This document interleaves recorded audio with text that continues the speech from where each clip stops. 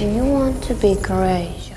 The Wheel of Time is back, and it's time to break down the first episode of Season 3. It's been a long wait, and a lot has changed since the battle in Falme. Our characters are scattered, the White Tower is in chaos, and Rand is starting to realize just how much power he actually has. Welcome back to your nerdy show. I'm your host, Spoiler Master. So let's dive right in and unpack everything that happened in Episode 1. I tried. Chaos at the White Tower. The episode kicks off in the White Tower, where the Aes Sedai are gathered for an intense confrontation. Liandrin, who's been exposed as a dark friend, is facing judgment from the Amirlan seat Siwan Sanche. But Liandrin isn't going down quietly. She turns the tables, accusing Siwan of letting Rand go despite knowing he's the Dragon Reborn. Siwan, however, has her own weapons. She calls in Nynaeve to testify that Liandrin kidnapped her and sold her to the Seanchan. Before things can escalate further, Liandrin channels the One Power and suddenly all hell breaks loose with them in the hall. Shockingly, many Aes Sedai side with her, turning against their own Aja. A battle erupts, leaving many dead as chaos spreads through the tower. Outside, Ifan and Maxim try to break in to protect Alana, but the Red Aja forces them back. Eventually, they manage to push through, only to find that the White Tower is now split in two. Liandrin and her supporters make a run for it, but Alana and her warders stand their ground, leading to a devastating moment. Ifan is killed while trying to save Alana. Meanwhile, Varen and Adeleas are ambushed by Naomi of the Red Aja, someone Varen trusted. The attack leaves Adeleas in a catatonic state, and Naomi steals a powerful sangreal before vanishing. Elsewhere, Sion barely escapes an assassination attempt, thanks to Moiraine's intervention. The White Tower is in shambles, and it's clear that things will never be the same again. Rand, Mat, and Perrin's struggles. Now let's check in with Rand, Mat, and Perrin. The three friends want to spend their last day of freedom however they please, even if it means going against Moiraine's wishes. But not everything is going well. Mat has been struggling ever since he used the Horn of Valyr. Every time he closes his eyes, he hears battle cries, and he started speaking the old tongue without realizing it. Later, Rand confesses to Mat and Perrin about Selene, though he carefully avoids mentioning that she's actually Lanfear. Meanwhile, Moiraine has her own meeting with Lanfear, and surprisingly, the two seem to have a common goal: getting Rand to Tyr. That's where he'll find Kalandor, the legendary sword that can help him defeat the Forsaken. Lan is immediately suspicious of Lanfear, but Moiraine believes they need her help, at least for now. Lanfear may be dangerous, but she's also terrified of the other Forsaken, and fear can be a powerful motivator. Join with me, sisters. Egwene's test in the Arche. Over at the White Tower, Egwene faces a major decision. She's still traumatized from everything that happened in Season 2 and doesn't know how to move forward. Siwan tells her that she needs to be strong for the light and warns her that if she leaves Tar Valon without passing her test, she'll never be allowed back. Determined, Egwene demands to take the test for accepted immediately. She enters the Arches, where she experiences a terrifying vision. She's the Amirlan seat in the future, and she's forced to kill Rand, who has gone mad with power. The scene is haunting, and while we don't see everything, it's clear that Egwene succeeds in her trial. As soon as she earns her ring, though, she makes a bold move. She tells Siwan that her loyalty is to the light, not to her personally. Then, without hesitation, she leaves the tower.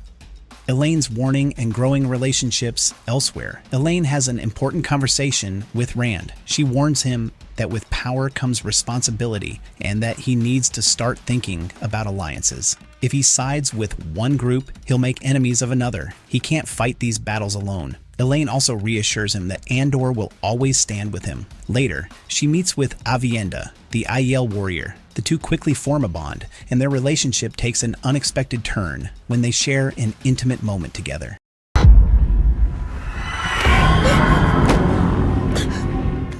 A mysterious and deadly attack. But just when things seem to be settling down, a shocking attack shakes everything up. In the dead of night, each member of the group is attacked separately. Mat, who had been reading tarot cards, suddenly finds himself hypnotized by them. Meanwhile, Nynaeve is assaulted in her own room by an unknown force. Just moments earlier, Mat had asked her for guidance, and she had promised to help him. But now, both of them are in danger. Strangely, Moiraine and Lan don't react to the attack at first, as if they knew it was coming. Eventually, Lan steps in to save Nynaeve, but she's unable to channel, even in a life-threatening situation. Elsewhere, Egwene is stabbed, and she desperately calls out to Rand for help. He uses the One Power to destroy the mirrors in the room, breaking the attack, but in doing so, he nearly loses control again. Egwene's voice pulls him back, but the moment serves as a warning. Rand is teetering on the edge. Later, Moiraine and Lan confront Lanfear, thinking she was behind the attack,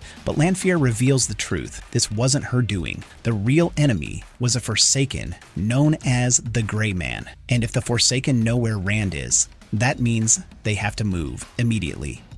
A divided group and Rand's new path. With everything falling apart, the group is forced to make difficult choices. Nynaeve decides to stay behind at the White Tower, realizing she's useless to her friends if she can't control her power. Mat chooses to stay with her, believing that she's the only one who can help him make sense of what's happening to him. Egwene, however, refuses to stay. She's going with Rand. Meanwhile, Perrin has his own path to follow. He's heading back to Two Rivers, accompanied by Loyal, Bane, and Chiad. At the very end of the episode, Rand makes a surprising decision. He won't be going to Teir after all. Instead, he's heading to the Aiel Waste to gather the army he'll need to defeat the Shadow. Aviendha joins him, as she's duty-bound to follow the Kara Karn.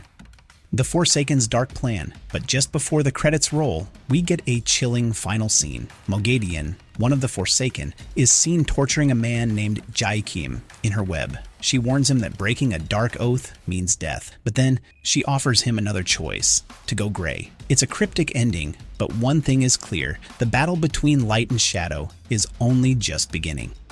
Ending explained. The rise of the Forsaken and Rand's next move. The episode's ending sets up the major conflicts for Season 3. Rand decides not to go to Teir, but instead heads to the Aiel Waste, signaling a major deviation from Moiraine's plan. He knows that if he's going to face the Shadow, he needs an army, and the Aiel might be his best chance. Aviendha joins him as she sees it as her duty to follow the Kara Karn, the prophesied leader of the Aiel. Meanwhile, Moghedien, one of the most dangerous Forsaken, is seen torturing a man named Jaikim in her web. She tells him that breaking a dark oath means death, but instead of killing him, she gives him another option: to become gray. This suggests that there's a middle ground between serving the light and the dark, a new faction that could complicate the war ahead. At the same time, the attack on Rand's group reveals that the Forsaken already know where he is. Lanfear admits she was meant to scare them into moving, but the real threat came from a Forsaken known as the Grey Man. This means that Rand and his allies are no longer safe, and their enemies are watching their every move. The first episode closes with all of our main characters choosing different paths, some staying behind, some moving forward. But one thing is clear: the battle between light and shadow is escalating, and the Forsaken are more powerful and organized